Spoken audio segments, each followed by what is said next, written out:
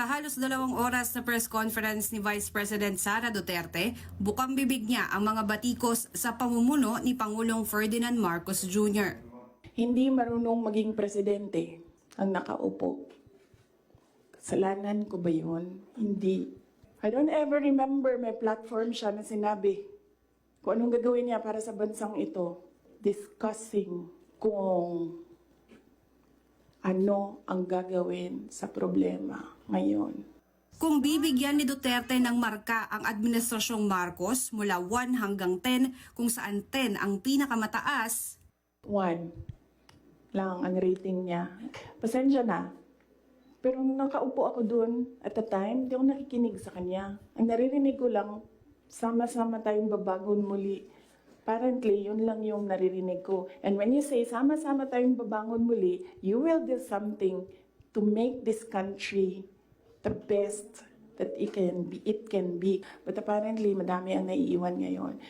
sabi ni Duterte, kahit pa magkatambal sila sa nakaraang halalan, hindi naman sila naging magkaibigan ni Marcos.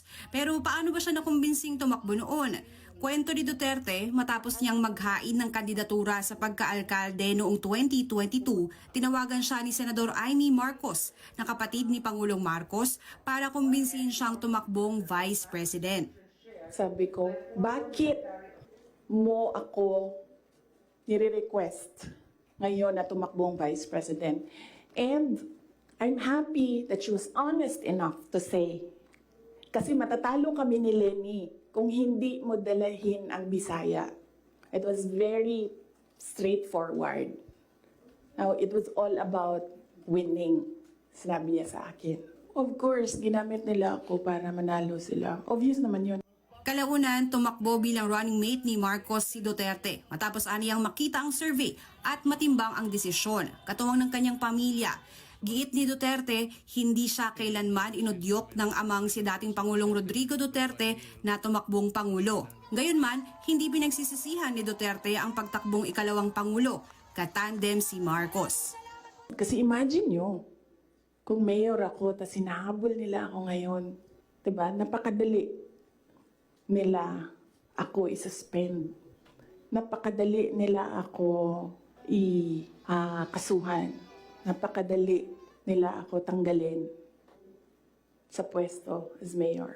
Ngayon, hindi nila ako matanggal. They can drag me to hell.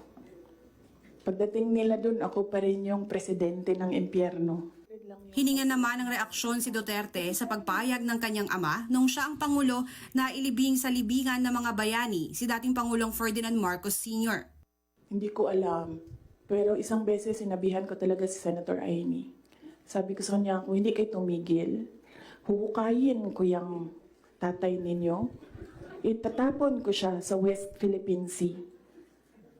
Sinabihan ko si Senator Amy. One of these days, pupunta ako dun, kukunin ko yung katawan ng tatay nyo.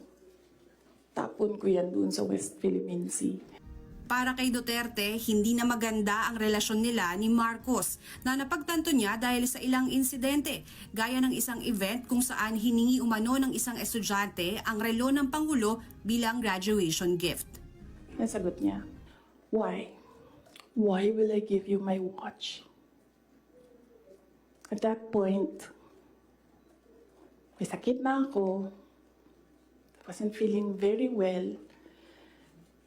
Nandun lang ako, nakakatayo ako doon kasi may gamot ako. Gusto ko tanggalin yung ulo niya ba. I realized toxic na yung relationship. Kung si Duterte umano ang masusunod, hindi na dapat pang banggitin ni Marcos ang kanyang pangalan o sabihing nalinlang siya patungkol sa kanilang pagiging magkaibigan. I'm a little dismayed to hear that she doesn't think that we are friends. I always thought that we were, but maybe I was deceived. Naisip ko pa, hindi ko na siya sasagutin. Kasi, for the love of God, presidente ka na. Importante pa ba yung nararamdaman mo? Ang dami mong oras.